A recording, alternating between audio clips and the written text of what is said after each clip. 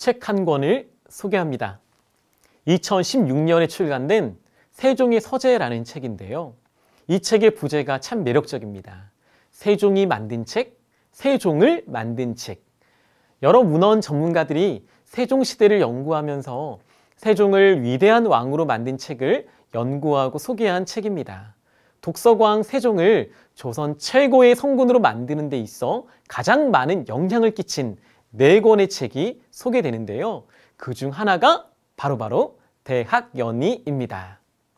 세종은 신하들과 토론하는 경연을 참으로 중요시한 왕입니다. 경연을 통해 책을 풀어냈고요. 국사를 펼쳤습니다. 세종이 왕위에 오른 뒤 처음으로 선택한 책이 바로 대학연의입니다.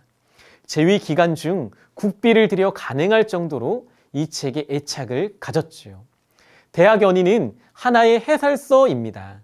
사서 중 하나인 대학이란 책을 송나라 진덕수가 풀이하고 주석을 단 책입니다.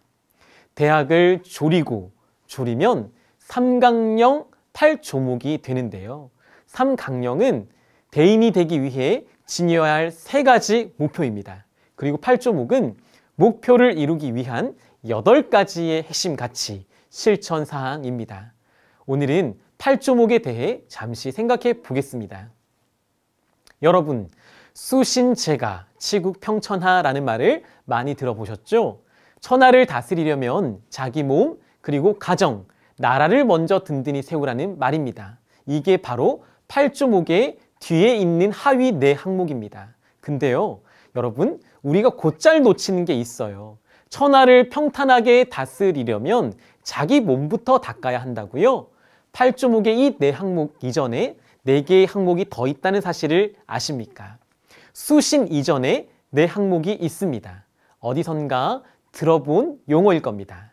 경물치지, 성의정심입니다. 성의정심은 뜻을 세울 때 정성을 다하고 바른 마음가짐으로 그 뜻을 이루어 가라는 말이고요. 자, 가장 앞에 있는 2항목, 지금부터가 중요합니다. 8조목의 첫 2 가치가 무엇입니까? 경물, 그리고 치지입니다. 천하를 평탄하게 하려면 가장 먼저 해야 할 것은 몸을 닦는 것이 아니라 바로 경물, 그리고 치지입니다. 경물이란 사물의 원리와 이치를 골똘히 연구한다는 말이고요. 그렇게 하면 치지, 진정한 지식과 알매에 이른다는 말입니다. 동명소설의 원작으로 한 드라마 뿌리 깊은 나무를 보면 세종과 집현전 학사들이 경물치지라는 말을 자주 사용하는 걸 볼 수 있습니다. 바야흐로 오늘날은 콘텐츠의 시대입니다. 우리나라 최고의 콘텐츠, 지상 최대의 혁신이 무엇인지 아십니까? 저는 이렇게 생각합니다. 바로 한글입니다. 이건 윈도우, 아이폰과는 급이 다르고요. 결이 다른 놀라운 혁신입니다. 어떻게 이 놀라운 콘텐츠, 한글이 탄생할 수 있었을까요? 바로 경물이 그 시작이었습니다. 세종은 백성을 다스리며 한 가지 사실을 깨닫게 되죠. 우리나라 말 자체가 중국과 다른데 중국 글자를 사용하고 있으니 책을 볼 수도 지식을 쌓을 수도 없다는 거죠. 그러니 성장이 더딜 수밖에 없다는 겁니다. 거기다 한자는 평생 글자를 외우고 익혀야만 하기에 농민, 상인 같은 평민들이 배울 여력이 없다는 거죠. 그래서 우리말에 어울리는 소리 글자 28자만 제대로 배우면 하루 만에라도 글을 깨치고 읽을 수 있게 만드는 글자를 만들게 되었습니다. 평천하는 그저 수신에서 시작되는 게 아닙니다. 경물, 치지에서 시작되는 거죠. 세종은 경물하여 치지하는 왕이었습니다. 소설 뿌리 깊은 나무의 한 대목입니다. 이 나라의 시간이 중국과 달라 칠정산을 펴고 이 나라의 음률로 향학을 정리함과 같다. 단지 한글뿐이 아닙니다. 세종의 업적은 실로 대단한데요. 영화 천문이 잘 묘사하였듯이 장영실과 함께 하늘의 문을 열었습니다.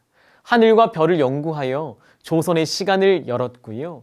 박연과 함께 우리나라 음악을 정리하고 악기를 만들었습니다. 농사직설을 편찬해서 체계적이고 선진화된 농사를 짓도록 만들었죠. 한글을 만든 뒤 책을 편찬하기 위해 활자 공법을 강화하여 최고의 인쇄술을 만듭니다. 그가 만든 콘텐츠들을 열거하기엔 시간이 부족하지요. 그 중심에 무엇이 있었습니까?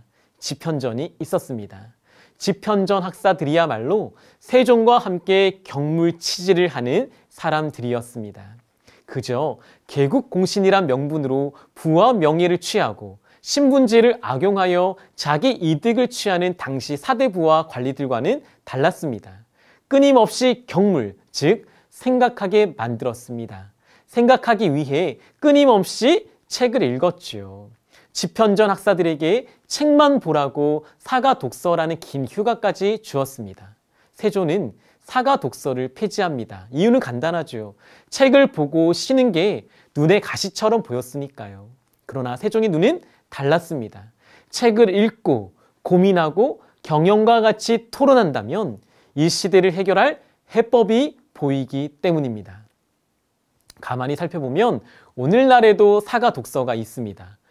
마이크로소프트 빌 게이츠 전 회장의 생각 주간 Think Week라고 부르는 이 주간을 떠올려 보십시오. 빌 게이츠는 1년에 2번 생각 주간을 가집니다. 한 번 가질 때 일주일 정도의 시간을 가진다고 하는데요. 평소에는 분초를 다루며 시간을 관리하던 그가 생각 주간이 되면 그런 업무를 하지 않습니다. 식사를 제공하는 일을 제외하곤 그 옆에는 아무도 없습니다.